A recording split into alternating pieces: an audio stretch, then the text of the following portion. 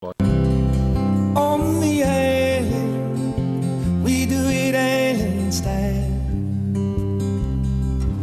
From the mountain to the ocean, from the windward to the leeward side.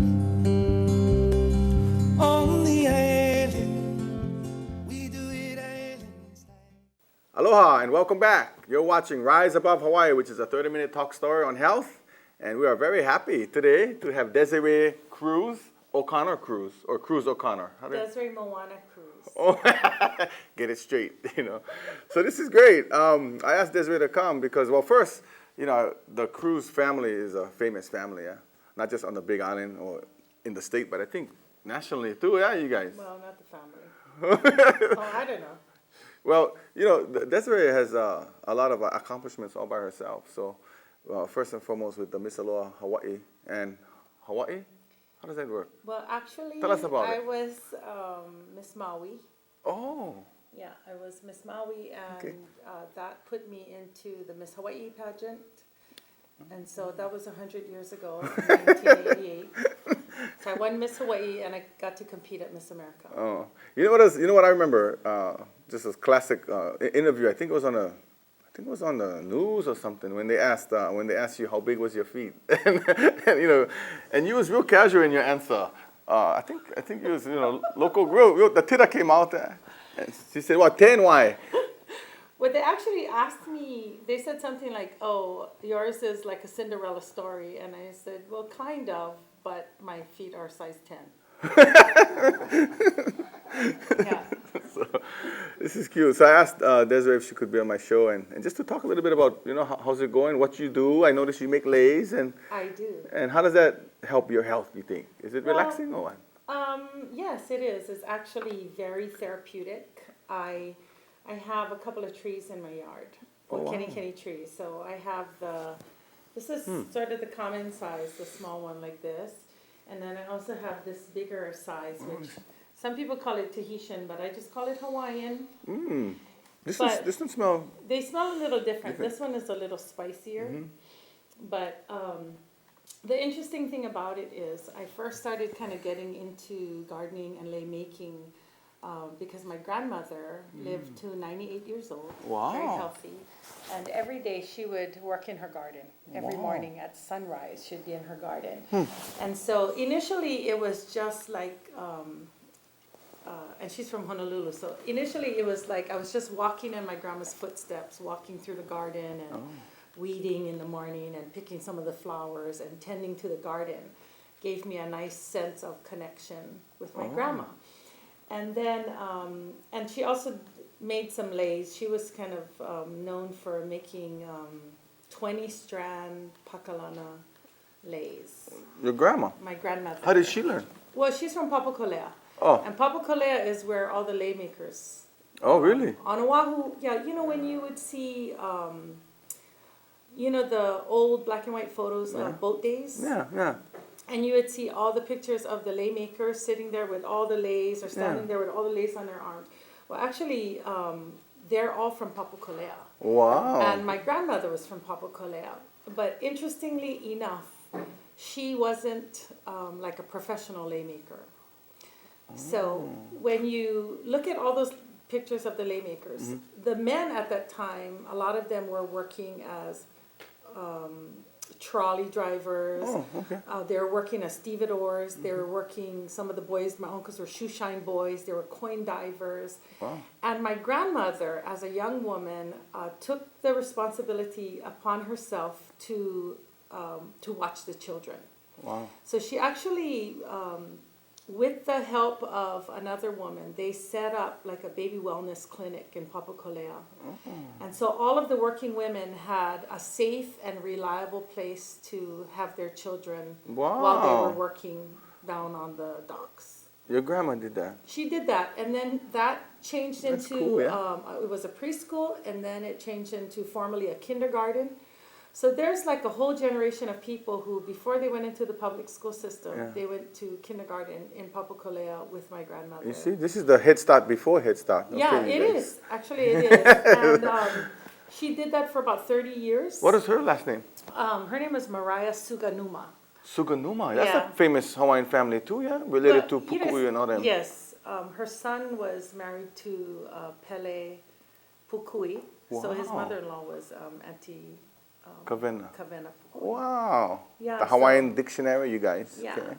So it's an interesting story, though, that my grandmother Oh. took that kuleana upon herself to care for the children while the rest of the community, or a lot of the community, was working in the downtown Honolulu area and Yeah. at the shipyard Yeah. and Yeah. doing all of that. So So you picked a little bit up of her talents. yeah, I picked up that talent from her, and I also, she died when she was 98 years old. 98. And to her credit, there were 1,000 people at the service. Wow. And it's not that often nowadays that when someone who is that age will have that many people show up. Because all their friends die, yeah? Pretty much. Because all their friends die. It's true. So But it was wow. because she had such a big impact in all Yeah. of our lives and in so many people's lives that everybody came to pay respect Wow. when she left. And she had 8 children, 29 grandchildren.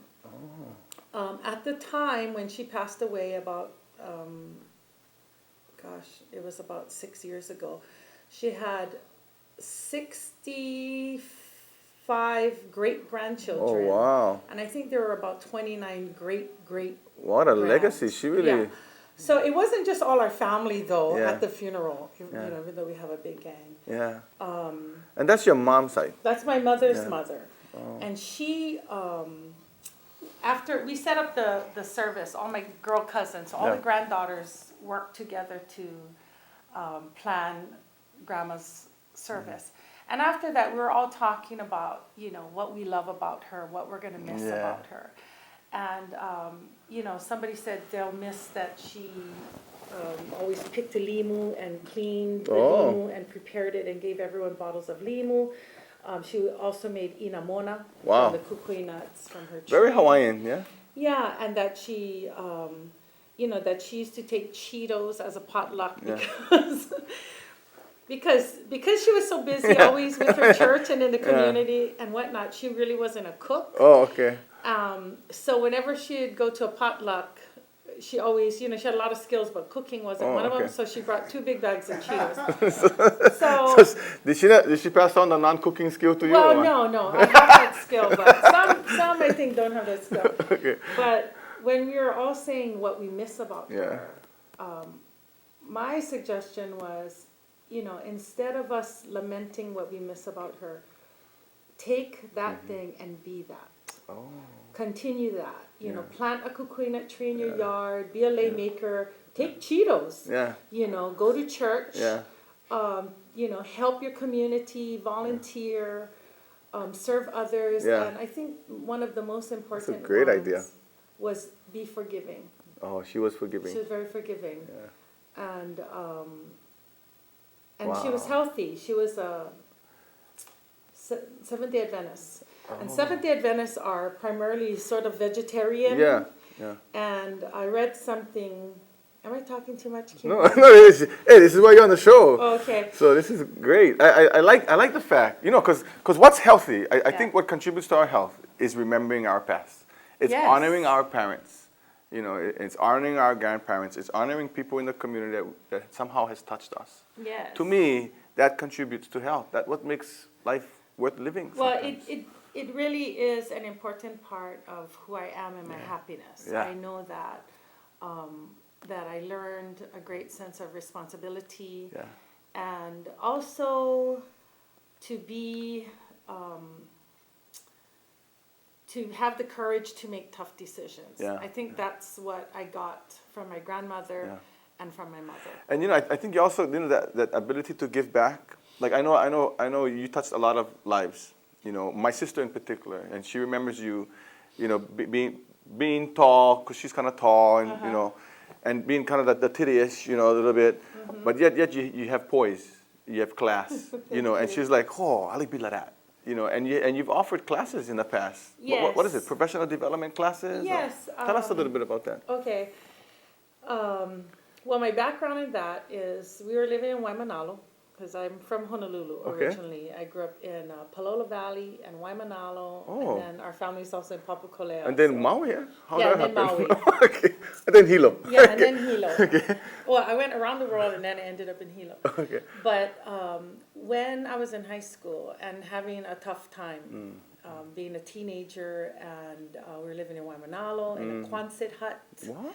which was, we used to say it's like a beer can lying in the grass. Oh. But we had a tough time when we were growing up. And I just, I tell my friends now, no one ever said to me, you need to go to college Yeah. when we were all high school age. Yeah, yeah. But anyway, so what happened was I used to see an ad in the paper for a modeling agency in Honolulu. Yeah. And there was always like some beautiful girl, like she was like Yeah. a beautiful girl's photo in this advertisement, and it said, "One short program changed her life. Let us change yours." Oh, what an advertisement. Yeah, so I Oh. looked for it. There was a different girl every week, and she was like. She had the look, huh? But the thing about it is, aside from her looking, being attractive, she looked confident. Ah. And she looked confident, she looked strong, and I felt like I recognized that I needed to know something more. Yeah, yeah. I wanted to have that confidence. I Yeah. wanted to feel a sense of strength that my future was not just a big mystery. Yeah. But anyway, I found out that that ad was for a modeling agency for a woman in Honolulu. Her name was Gypsy Norton. Oh. And so with the help of my counselor, high school counselor, Yeah. we went to her office and asked if I could have a scholarship Oh. for her Because it costs money. school. Yeah, Yeah. it was like $1,000 at Oh, the wow. time. And when you're living in a Quonset hut, there's no In Wamanalo. $1,000, at all Right, right. on the horizon. She was terrific, and she told me, I remember that day she looked at me and she said, well, She's your kinda- hair is nice. It's thick, but it has split ends. And, your eyebrows are wrong. Your skin is good. You have really nice smile. You could lose some weight. Oh, wow. Please stand up straight. Just on the spot, just bam. Yeah, your nails, you need a manicure, you need a pedicure, your legs are a little bit crooked. She said you have knock knees and you Oh. have some scars on your legs. However, Kakios. yeah, kakio legs. She said, however, you Okay. do have small wrists, Oh. and that's a sign of beauty. Oh, wow. She just want to show the Yeah, and positive I in there. just thought, gee, I just felt like I was gonna fall over. The But compliment was the big. compliments and then a slap, or Okay. slap and And then one all small that compliment. Yeah, yeah. So she said, this is what I could teach you. I Okay. could teach you about poise. I can teach you about, we can teach you about makeup, hair, how to enter a room, how to talk, how wow. to present your best foot forward, how to look professional, how to Manners. have good manners, social graces, which knife and fork to use, Oh. how to have strength when you need it most, Oh, wow. and how to plan for your future, how to make better choices, Oh. and how to just how to be more confident. Yeah. And I recognized, I was 15 years old, that I needed that. Oh. She said, I'm happy to have you be a student of mine, but I don't give anything for free, Oh. because people don't value free. Yeah. Free is never appreciated. Oh. So she said, if you're willing to work, I'm willing to give you a scholarship. So I actually cleaned her studio and her house for 2 years, every week. I Oh, went- this became empty then. Yeah, I caught the bus from Waimanalo. Yeah. We used to live way in the back roads. You have to, run like hell down to the highway. 'Cause you know that they found somebody dead, in that certain spot. So hurry up, eh? Yeah, so I had to run like hell down to the highway, catch the bus to town, and then go in there, clean, mop, wash the clothes, wash the towels. Just so that you clean- could have her so as I a could teacher. have that, yeah, so that I could have that. It was a great lesson for me.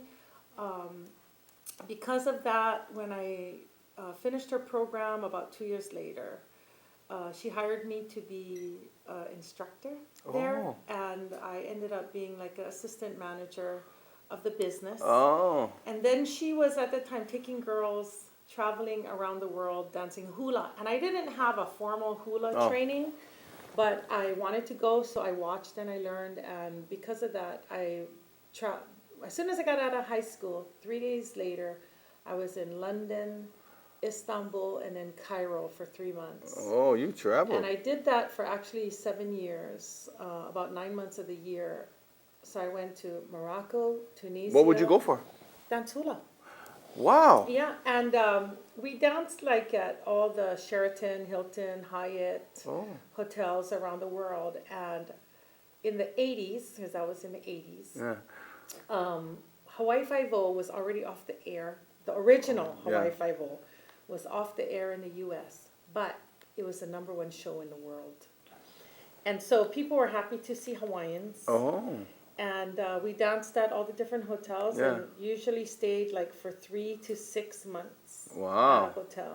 It was great living in a hotel and doing a show That's and amazing. seeing the country. How did you? It's like because you have amazing talents, right? If you guys never hear her sing, chicken skin kind voice. Okay. but then your dad, of course, Ernie Cruz Sr. Yeah. and your brother Junior and John, and who was how did that all happen? How come the family is so talented? Well, people say, oh, you guys are so talented, but actually, my brothers don't know how to fix cars. They cannot fix the washing machine. But they get that one talent, singing, boy. No, we do sing. We all sing, actually. And my father is actually from Modesto, California. He grew up like in a rural farming kind of community. Oh. And he always sang. And he's actually half Guamanian and half German. Oh. But his father died when he was young, and when he was 16 years old, his mother signed him off, and he joined the Marines. Oh, he had hard life Yeah. too then. So he did, but he ended up in Hawaii, and he saw my mom, and she's beautiful, and he said, I have to meet that girl, and they got married, and from my mother, he has 5 sons and 2 daughters. Oh. And then from his second marriage, he has 2 daughters. Oh. And from his third marriage, Oh, he's a good-looking guy, yeah. plus he can sing. Oh, That's he's the just thing. the combo, he can eh? sing, yeah. So. Anybody can sing. They look even better. That's true. Yeah. That's why I try and learn how to sing. Shucks. Okay. So he has his third wife. He has 2 girls and a stepdaughter. Oh, okay. And Big the everybody family sings, then. and everybody plays music and sings. Fun. How fun. Yeah, it is fun. Yeah. And so when we were young, it's like we were singing for our supper. Oh, yeah. But yeah, everybody sings, and I think Do you think there's a singing voice in everybody? no. Okay. Shucks. I guess I don't have any hope then. I'm done. Well, I certainly believe that everyone has some kind of talent. Oh, okay. I know that we grew up around music, Yeah. so we were used to singing all the time. My brothers, they don't box, they don't really play any sports, but we were always singing, there was always music. So we were always trying to harmonize with each other, we were always listening to music, sort of mimicking it and singing along. Oh. So we do have some singing DNA. It Yeah. is DNA and environment Yeah. too. Well, I like that because a couple of our shows now, we've talked a little bit about how singing, there's some research that music does have some health benefits. It's yeah. calming, it brings people together, it makes people feel good. Do you agree with that? I do agree with that. Some music, Okay. some gets you riled up. Right? I forgot, that's in true. different ways. But like for me, I sing, I'm a jazz singer Oh. primarily. I like jazz, it's kind of mellow. Yeah. Can it get you wild up too though? Absolutely. So there's jazz and blues. Okay. And so when I drive from Hilo to the Kohala resorts, Yeah. because that's where I've been working for like the last 14 years, Oh. the drive is therapeutic. Oh. Driving along Hamakua. It's therapeutic. And What's then- therapeutic about it? The scenery? Well, that there's hardly any traffic. One, That's the true. scenery is amazing. Yeah.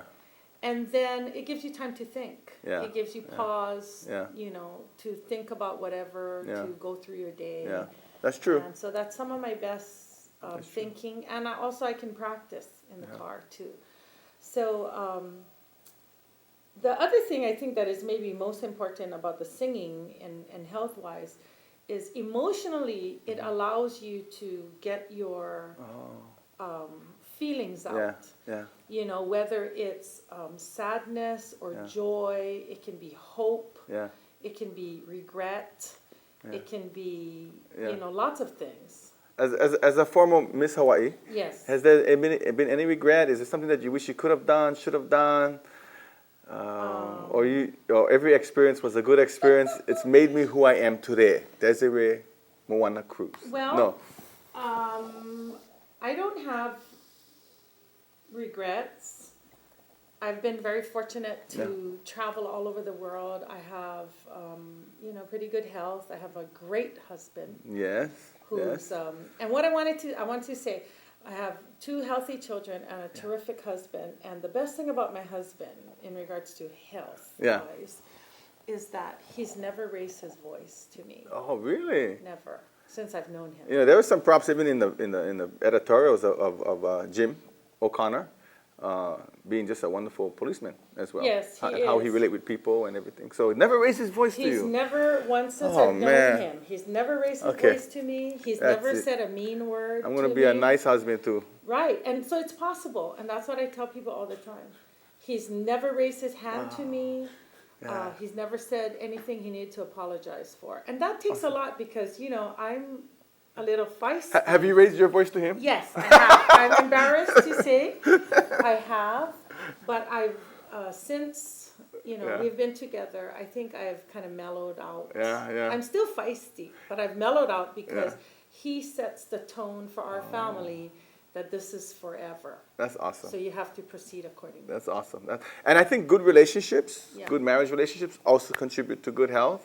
Yes. And so the fact that you know, I always share about my 5 W's that I want to work on. And one of the W's is to whisper, because I tend to yell.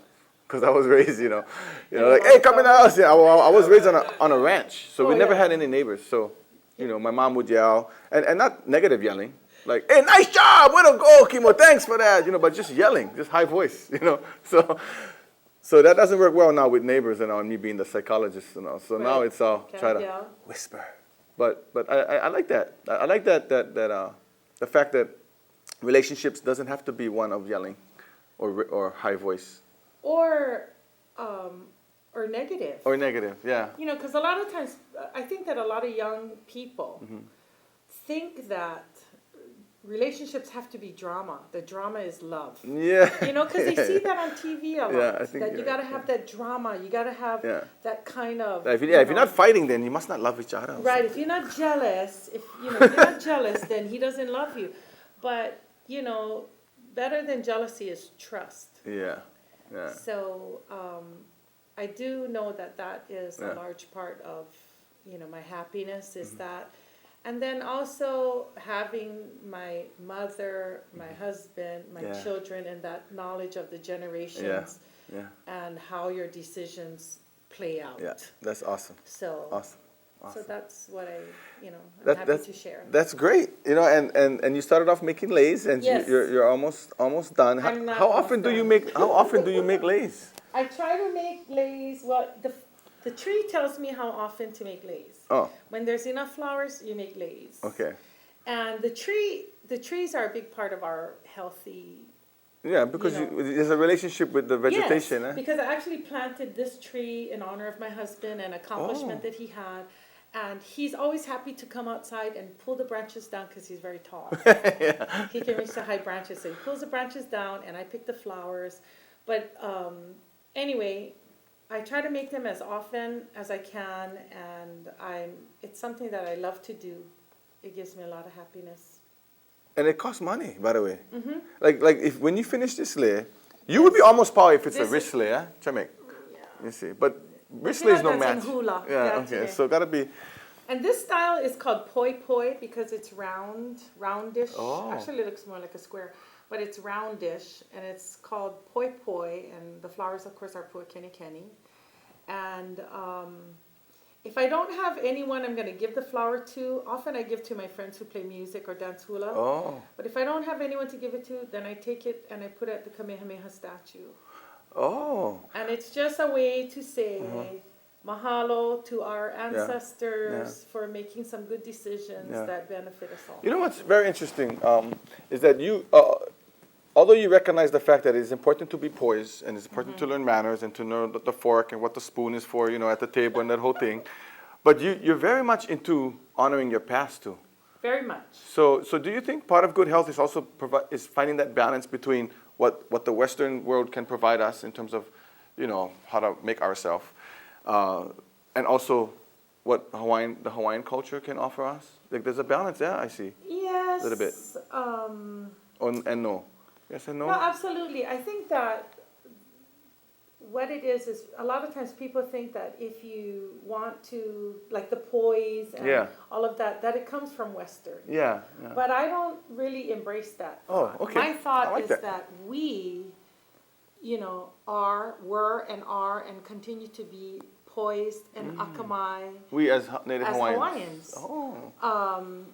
And I we're like always that. competitive. Yeah. And so in that competition is a desire to look beautiful and to be beautiful and to have a good ano, a good energy. Yeah. So all of that comes together to be confident, all of that. So I don't, where a lot of people think, that's sort of the Haole way, the Western way, and then this is the Hawaiian way.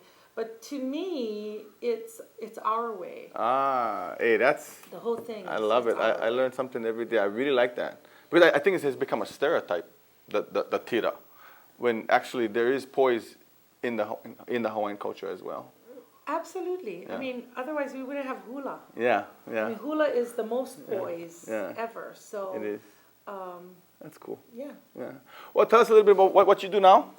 Well, now my job is I'm public relations specialist for the Office of the Mayor. Okay. And the really cool thing is it gives me an opportunity to use all of those sides. Yeah. So to be a spokesperson means that you have to have experience and knowledge of how to speak publicly, how to, greet people, how to do all of these kind of things. But also as a Hawaiian, I have the opportunity to tell our authentic story and to put that forward. Yeah. So I love that. I love working for Mayor Kinoi. He is decisive and dynamic, smart and strong, and he's a pleasure to work for. Yeah. So I feel really fortunate to be in this position. And when I had to drop something off at the office, I asked to borrow the room, and I noticed flowers. So sometimes the extras go up to the office. Yes, absolutely. So, for me, my trees bloom all year round. Wow. And it's because I malama the tree. Yeah. And when you pick the flower, you have to make sure that you pick this green part off. Oh, that helps. Absolutely, because it encourages more flowers. So sometimes, like when my kids are helping me to pick flowers, they go, "Are we done yet?" And I'll tell them we're done when there's no more flowers. Yeah. Because the flowers want to be picked. So then you pick them, you take it to the office, or you give it to somebody, you make a lei or something, because then the tree keeps. All right. Fantastic. Well, you're always giving. I appreciate you coming and giving your time today. You. Thank you so much. I think Big Island benefited from it, and I appreciate our talk story. Thank you, Kimo. Aloha. Aloha, Big Island.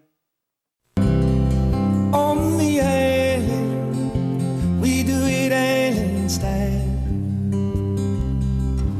From the mountain to the ocean, from the windward to the lee.